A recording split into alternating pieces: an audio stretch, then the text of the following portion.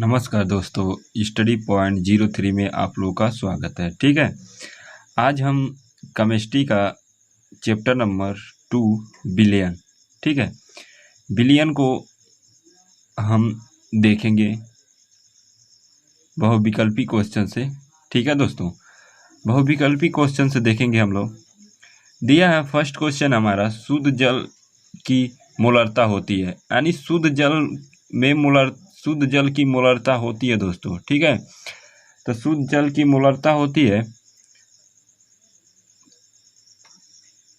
55.56 होता है दोस्तों। ठीक है दोस्तों, 5556 होता है, 5 × 56 होता है दोस्तों।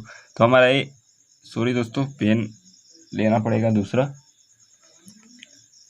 ठीक है दोस्तों, तो मेरा ये फर्स्ट वाला क्या है, सही है दोस्तों। ठीक है, दिया है निम्नलिखित में से किसका परासरण दाब स्वर सबसे कम होता है। सबसे कम किसका परासरण दाब होता है दोस्तों, आप लोग बताइए। पहला पोटेशियम क्लोराइड विलयन का, या स्वर प्रेरण विलयन का, या मैग्नीशियम क्लोराइड विलयन का, या एल्युमिनियम फास्फेट विलयन का। तो आप लोग सोचिए दोस्तों। ठीक है, तो इसका सही आंसर हो जाएगा हमारा सेकेंड नंबर, स्वर विलयन का। ठीक है, अब आते हैं निम्नलिखित विलयनों में स्वर अधिक परासरण दाब किसका है। स्वर अधिक परासरण दाब किसका है, सोचिए दोस्तों, सोचिए। तो स्वर अधिक परासरण दाब हमारा किसका है दोस्तों, सोचिए आप लोग, सोचिए। तो सबसे हमारा इसका सही आंसर हो जाएगा दोस्तों, इसका सही आंसर हो जाएगा हमारा सेकेंड नंबर दोस्तों। ठीक है, अब आते हैं, देखिए 1 मोलल जली विलयन में विलय का मोल प्रभाज होगा, यानी विलय का मोल प्रभाज कितना होता है, विलय का मोल प्रभाज।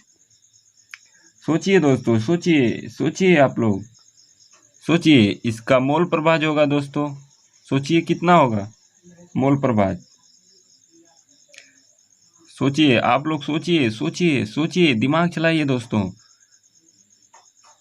ठीक है दोस्तों, दिमाग चलाइए। तो इसका मोल प्रभाज होगा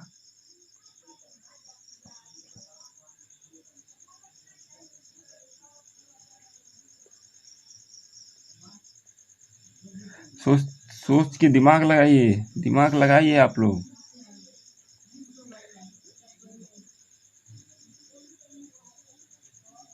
इसका मोल प्रभाज होगा दोस्तों, देखिए, यानी 1 मोलल जली विलयन में, यानी 1 मोलल जली विलयन में, ठीक है, 1 मोलल जली विलयन में विलय का मोल प्रभाज होता है।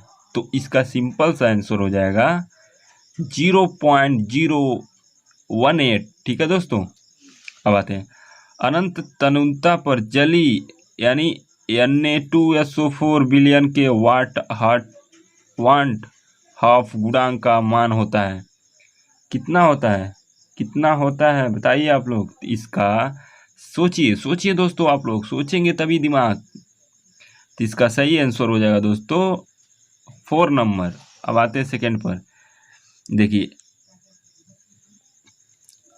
निम्नलिखित में से कौन सा अणु संख्या गुणधर्म है। अणु संख्या गुणधर्म है दोस्तों, अणु संख्या गुणधर्म है। सोचिए।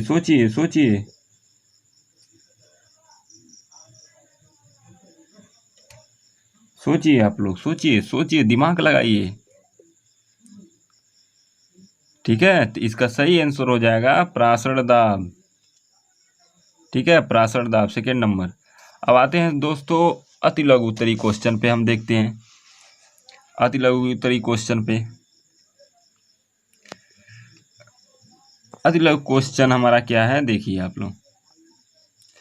अति लघु, यहाँ पर सॉरी दोस्तों, आप लोगों को दिखाई नहीं दे रहा है क्योंकि मैं स्केच से लिख चुका हूँ। ठीक है, उसके लिए क्षमा चाहेंगे आप लोग से। देखिए पहला क्वेश्चन है राउल्ट का वाष्प दाब और नमन के नियम लिखिए तथा इसकी सीमाएं भी लिखिए। ठीक है, ये बहुत वेरी वेरी इंपॉर्टेंट है क्वेश्चन। ठीक है, वेरी वेरी इंपॉर्टेंट 2021 के लिए। ठीक है दोस्तों, तो देखिए राउल्ट के नियम के अनुसार किसी विलयन के वाष्पदाब का अवक्षेप अवनमन विलयन पदार्थ के मोल प्रभाज के क्या होता है, बराबर होता है दोस्तों। ठीक है, P माइनस पी एस बट्टे P equal to N/N1 plus N2। ठीक है, अब देखिए जहाँ P तथा PS क्रमशः विलायक तथा विलयन के वाष्पदाब हैं और N1 व N1 है यहाँ पर N2 है, क्रमशः विलय तथा विलायक के ग्राम अणुओं की संख्या है। ठीक है, इसकी सीमाएं भी क्या होती है, इसकी सीमाएं देखिए आप लोग। इसकी सीमाएं होता है राउल्ट के नियम, यानी फर्स्ट होता है राउल्ट का नियम तनु विलयन पर लागू नहीं होता है। राउल्ट का नियम तनु विलयन पर लागू नहीं होता है दोस्तों। ठीक है, सांद्र विलयन पर राउल्ट का नियम लागू नहीं होता है। राउल्ट का नियम तनु विलयन पर लागू होता है लेकिन सांद्र विलयन पर राउल्ट का नियम लागू नहीं होता है। ठीक है, दूसरा क्या है, यह नियम केवल वाष्पशील पदार्थ के विलयनों पर लागू होता है, केवल वाष्पशील पदार्थ के विलयनों पर लागू होता है। ठीक है दोस्तों, अब थर्ड नंबर इसका सीमाएं क्या है, विद्युत अपघट्ट के विलयनों पर राउल्ट का नियम लागू नहीं होता है, यानी विद्युत अपघट्ट के विलयनों पर राउल्ट का नियम लागू नहीं होता है दोस्तों। ठीक है, अब आते हैं दूसरा नंबर क्वेश्चन, साधारणतः किसी विलायक में विलयन को घोलने पर उसका कथनांक बढ़ जाता है, क्यों क्यों बढ़ जाता है उसका कथनांक। सिंपल सा बात है, जब हम किसी डब्बे में पानी को अधिक से अधिक मात्रा डालेंगे तो उसका क्या होता है, कथनांक बढ़ जाता है। ठीक है, सिंपल सा क्वेश्चन है, यानी किसी विलायक में कोई वाष्पशील पदार्थ को घोलने पर, यानी किसी विलायक में कोई वाष्पशील पदार्थ को घोलने पर विलयन का वाष्पदाब कम हो जाता है, यानी उसका वाष्पदाब क्या होता है, कम हो जाता है दोस्तों, वाष्पदाब कम हो जाता है। बट ठीक है, जिसका परिमाण स्वरूप उसका कथनांक बढ़ जाता है, जिसके परिमाण स्वरूप उसका कथनांक बढ़ जाता है दोस्तों। ठीक है, फॉर एग्जाम्पल मान लीजिए अगर हम एक चीटी को लें और एक चीटी को लें, चीटी ठीक है, और एक हम लें ईंटा को। ठीक है, तो किसका कथनांक ज़्यादा है, यानी किसका वजन ज़्यादा होगा दोस्तों, ईंटा को। सिंपल सा बात है, क्योंकि उसकी चीटी के सापेक्ष ईंटा का वजन ज़्यादा होगा। तो सेम प्रोसेस यहाँ पर वही है दोस्तों। ठीक है, अब आते हैं हम सेकेंड नंबर क्वेश्चन पर। ठीक है, देखिए दिया है प्रासरण दाब क्या है, प्रासरण दाब के लिए व्यंजक लिखिए। ठीक है, देखिए यहाँ पर क्वेश्चन दो तरह से बन सकते हैं, या तो इतना देगा प्रासरण दाब क्या है लिखना पड़ेगा, अब प्रासरण दाब के लिए व्यंजक लिखिए, या तो यहाँ से क्वेश्चन उठा देगा, या तो एक प्रासरण दाब क्या है, बस इतना ही क्वेश्चन उठा देगा। तो प्रासरण दाब क्या है, प्रासरण दाब के लिए व्यंजक लिखिए। तो देखिए विलायक के अणुओं का अर्ध प्रासरण दाब, ठीक है, अर्ध प्रासरण दाब झिल्ली से होकर, यानी अर्ध पारगम्य झिल्ली से होकर शुद्ध विलायक से विलयन की ओर या तनु विलयन के सांद्र विलयन की ओर सतह प्रवाहित होते हैं, वह क्या कहलाते हैं, प्रासरण दाब कहलाते हैं। ठीक है, तो इसका व्यंजक क्या होगा, व्यंजक पी भी इक्वल टू NRT, जहाँ पी होता है प्रासरण दाब, बी होता है विलयन का आयतन, ठीक है, एन होता है विलयन की मोलों की संख्या, आर होता है टी होता है परमताप और आर रहता है वेग स्थिरांक। इसका आर का मान होता है 0.082 डिग्री प्रति लीटर मोल होता है। ठीक है, अब आते हैं, देखिए एक क्वेश्चन बहुत ही मस्त है। ठीक है दोस्तों, एक क्वेश्चन बहुत ही मस्त है, ये इस साल आने की संभावना है दोस्तों। ठीक है, इस साल ये वेरी वेरी इंपॉर्टेंट है, आप लोग इसे अच्छी तरह से देख लीजिएगा। ठीक है, अच्छी तरह से पढ़िए आप लोग इसको, क्वेश्चन को। ठीक है, दिया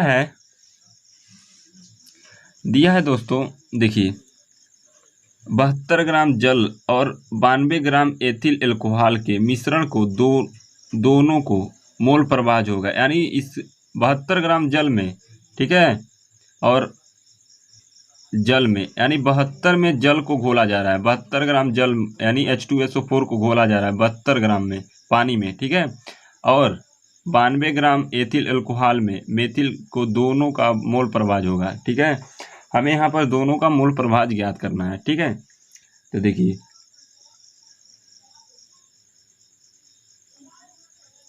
तो यहाँ पे लिखेंगे H2SO4, ठीक है। H2SO4 H2O यानी पानी, H2SO4 नहीं लिखेंगे, सॉरी, H2O यानी पानी का मोल प्रभाज अणुओं की संख्या में निकालना है, ठीक है। यहाँ पर जल का अणुभार, ठीक है, अणुओं की संख्या, अणुओं की संख्या इक्वल टू, देखिए अणुओं की संख्या इक्वल टू होता है हमारा, देखिए जल का भार बटे जल का भार बटे जल का अणुभार, ठीक है। जल का अणुभार, ये इसका सूत्र होता है, ठीक है दोस्तों। अब देखिए जल का भार कितना है 72, क्योंकि इसी में जो घोला जा रहा है ना H2O को, जल को 72 ग्राम में, तो ये मेरा हो जाएगा 72 बटे जल, यानी H2SO4 क्या है, H हमारा कितना है 1, 2 प्लस ऑक्सीजन का परमाणु भार कितना होता है 16, तो ये हो जाएगा 16, ठीक है। तो दोनों मिला कितना हुआ 18, तो ये हमारा जल का अणुभार निकल गया, ठीक है, जल का अणुभार निकल गया, तो ये हो गया 18 इक्वल टू। अब देखिए जब हम इसके भाग देंगे तो कितने बार जाएगा, 18 चौको 72, यानी 4 बार में, ठीक है। ये हमारा निकल गया जल का भार। अब क्या करेंगे, अब इसी तरह हम क्या निकालेंगे, एथिल अल्कोहल का मिश्रण, ठीक है, इसका भी अणुभार निकालेंगे। तो अब देखिए C2H5OH क्या होता है, एथिल अल्कोहल, ठीक है, एथिल अल्कोहल C2H5OH यानी एथिल अल्कोहल का अणुओं की संख्या, अणुओं की संख्या दोस्तों, ठीक है, अणुओं की संख्या। तो क्या होगा, एथिल अल्कोहल का भार बटे एथिल अल्कोहल का अणुभार, तो लिखेंगे C2H5OH का भार बटे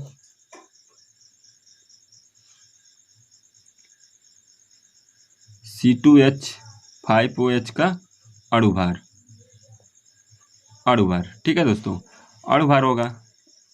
अब देखिए अणुभार, तो हमारा C2H5 यानी कितने में घोला जा रहा है 92, तो हो जाएगा 92 बटे, अब देखिए कार्बन कितना है 7 होता ना कार्बन के, 7 दूना 14, यानी 7 दूना 14, अब 5 कितना हुआ, 5 ठो हाइड्रोजन है, 2 ठो कार्बन है, तो 7 दूना 14,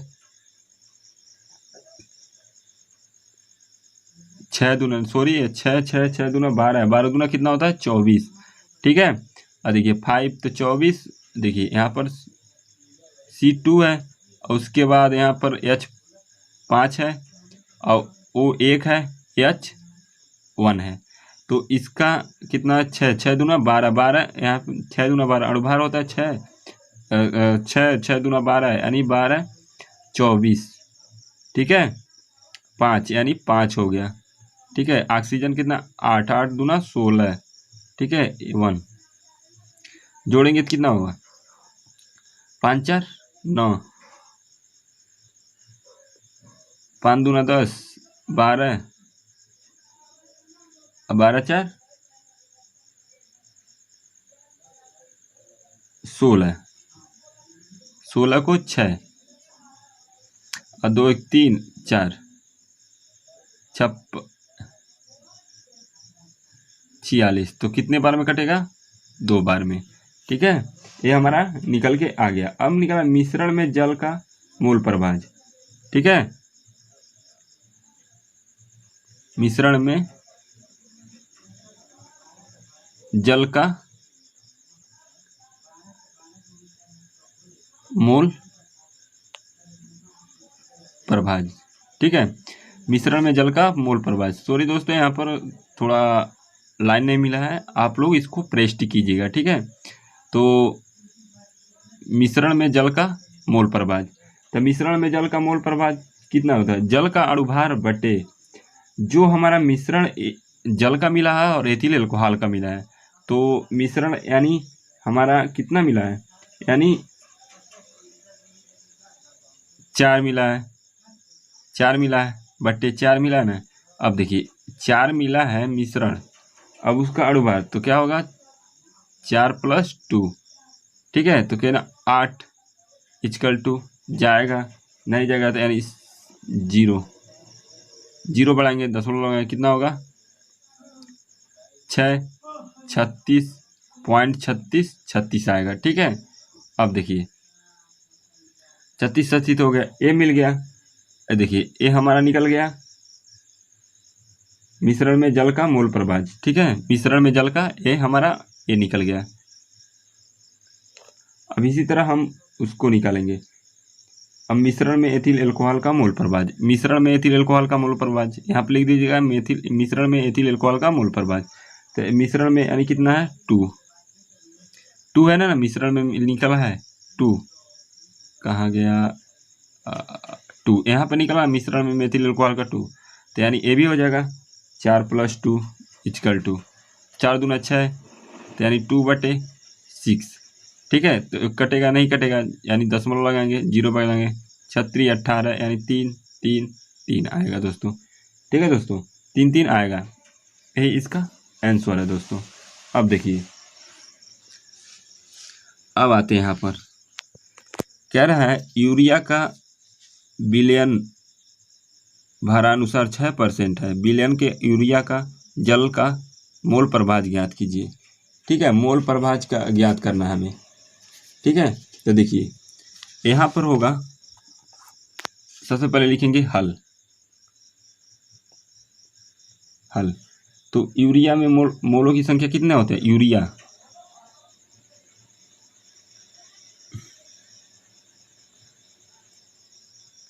यूरिया में लिखेंगे, सबसे पहले लिखेंगे यूरिया में मोलों की संख्या, यूरिया में मोलों की संख्या यानी यूरिया का अणुभार दिया है पर, सॉरी यहाँ पे लिखे नहीं है, 60। ठीक है, यूरिया का 60 दिया है, यूरिया का अणुभार दिया है, तो यूरिया के मोलों की संख्या, तो यूरिया के मोलों की संख्या हमारे दिया है 6, यानी 6/60 = देखिए नहीं जाएगा तो क्या दशमलव लगाएंगे, 1 आएगा। ठीक है, 1 आएगा, तो ये हमारा क्या है? यूरिया के मोलों की संख्या। अब निकालेंगे, अब देखिए, अब उसमें उसमें जल भी तो होगा, जल में के मोल प्रभाज ज्ञात करना है, तो उसी तरह हम निकालेंगे जल का मोल प्रभाज, यानी जल का मोल भाज। ठीक है, = जल का मोल प्रभाज। तो जल का मोल प्रभाज कैसे निकलेगा? क्योंकि 1 लीटर विलयन में यानी 100 लीटर बना। ठीक है, 100 यानी इसमें से क्या करेंगे? 100 माइनस किस में से घटाएंगे? 1 लीटर विलियन में से 6, नहीं सॉरी इसी में गलत 6% में से, तो क्या होगा? 6/18। अणुभार कितना होता है? 18, तो क्या होगा? घटेगा तो 6 96 54। ठीक है, 94 94 94, तो 94/18 = यानी कटेंगे तो 15 छक्के 18 × 90 5 2 जाएगा 4 2। ठीक है, अब देखिए, अब हमारा अब क्या है? यूरिया का मोल प्रभाज निकालेंगे। ठीक है, अब हमें यूरिया का मोल प्रभाज, यूरिया का मोल प्रभाज। देखिए अब क्या निकालेंगे, यूरिया का मोल प्रभाज निकालेंगे हम। यूरिया का मोल प्रभाज निकालेंगे तो क्या होगा, इसका सूत्र होता है N/N+N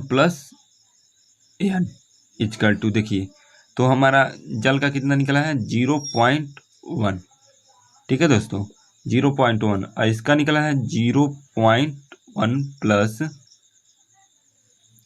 5.2, ठीक है 5.2। तो अब देखिए इक्वल टू, तो 0.1 बटे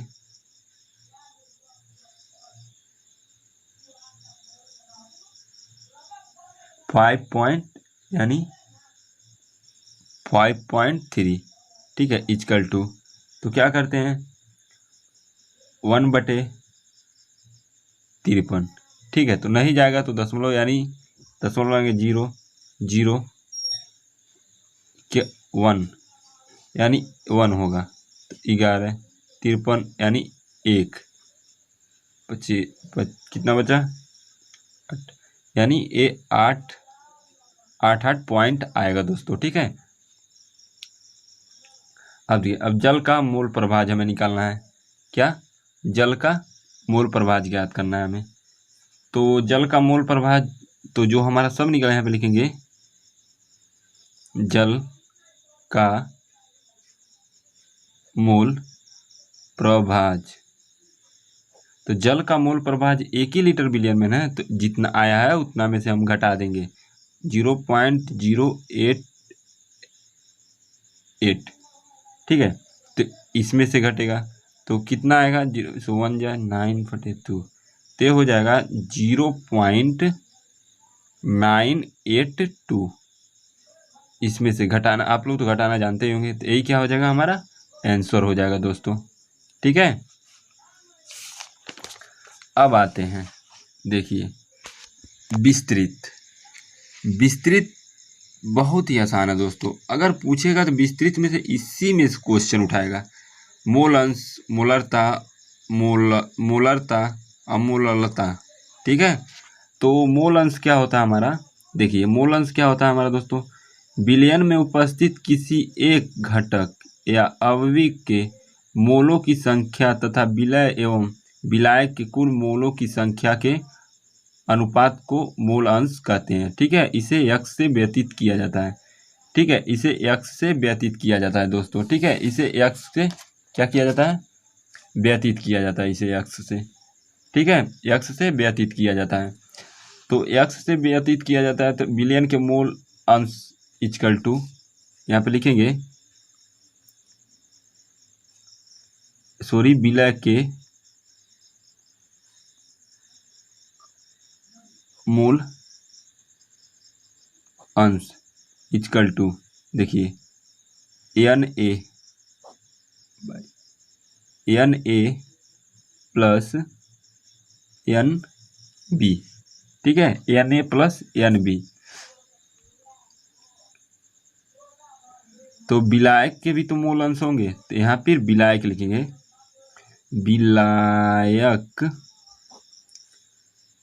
विलायक के मोल अंश equal to NB Na plus NB, ठीक है NB।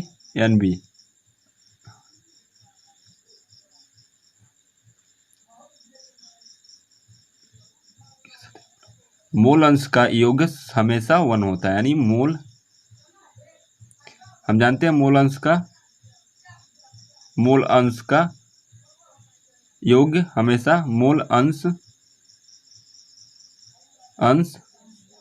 का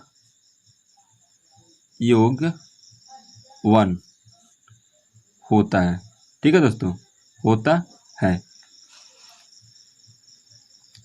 तो जब इसका 1 हो जाएगा तो यानी XA plus XB equal to 1 हो जाएगा, ठीक है। अब देखिए, तो जब हम इसको उधर पक्षांतर करेंगे तो XA equal to 1 minus X B, और एक्स बी निकालेंगे तो हमारा होगा 1 माइनस एक्स ए दोस्तों। ठीक है, यही हमारा क्या होता है, मूल अंश होता है दोस्तों। अब देखिए, अब आते हैं यहाँ पर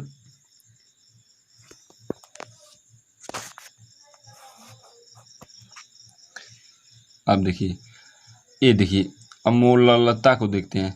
किसी विलायक में 1 केजी किसी विलयन में 1 केजी विलायक में उपस्थित विलय के मोलों की संख्या को विलयन के मोलरता कहते हैं।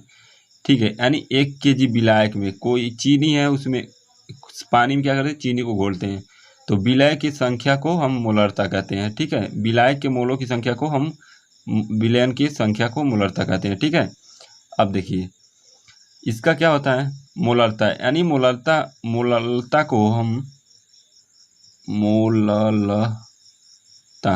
मोलरता किसको एम से डिनोट करते हैं दोस्तों। ठीक है, यानी इसको एम से प्रदर्शित करते हैं। ठीक है, तो इसका सूत्र क्या होता है, विलय के मोल, विलय के मोल बटे विलायक का अणुभार, विलायक का भार, यानी का भार, यानी केजी में। ठीक है, केजी में, केजी में। अब यहाँ पर हो जाएगा विलय के मोल बटे विलायक का केजी भार इंटू 1000। ठीक है दोस्तों, 1000। तो अब क्या होगा, मोलरता इक्वल टू होता है मोलरता, यानी एम इक्वल टू होता है NB बटे W इंटू 1000। ठीक है दोस्तों, 1000, ये क्या होता है, मोलरता होता है। अब देखिए यहाँ पर मैं समझा देता हूँ, मोलरता 1 लीटर विलयन में घुले हुए विलय के मोलों की संख्या को हम विलयन की मोलरता कहते हैं। ठीक है, मोलरता कहते हैं। तो विलयन के मोलरता इक्वल टू इसको, यानी इसको भी हम एम से डिनोट करते हैं, इसको स्मॉल एम से, यानी इसको स्मॉल एम से डिनोट करते हैं और इसको एम से डिनोट करते हैं। तो होता है NB equal to V equal to 1000। ठीक है दोस्तों, यही क्या होता है, ये सारे क्वेश्चन है। ठीक है, आप लोग अच्छे से पढ़िए। अगर मेरा साथ देंगे तो मैं 1-2 महीने रहने के बाद भी, ठीक है, पेपर के 2 महीने पहले मैं आप लोग को सारा सब्जेक्ट कंप्लीट करा दूंगा। बस आप लोग ध्यान से पढ़ते रहिए दोस्तों, मेरे पे ही मत डिपेंड रहिए दोस्तों। मैं हमेशा बोलता हूँ मेरे पे डिपेंड मत रहिए, आप लोग बुक से भी स्टडी करना ज़रूरी है। ठीक है, ये सारे क्वेश्चन इम्पोर्टेंट हैं, बट लेकिन आप लोग स्टडी बुक से भी कीजिए, पढ़ाई घर पे भी कीजिए, तभी आप लोगों को समझ आएगा दोस्तों। ठीक है, चलिए अब मिलते हैं अगला चैप्टर में, ठीक है, नेक्स्ट वीडियो में। तब तक के लिए बाय बाय।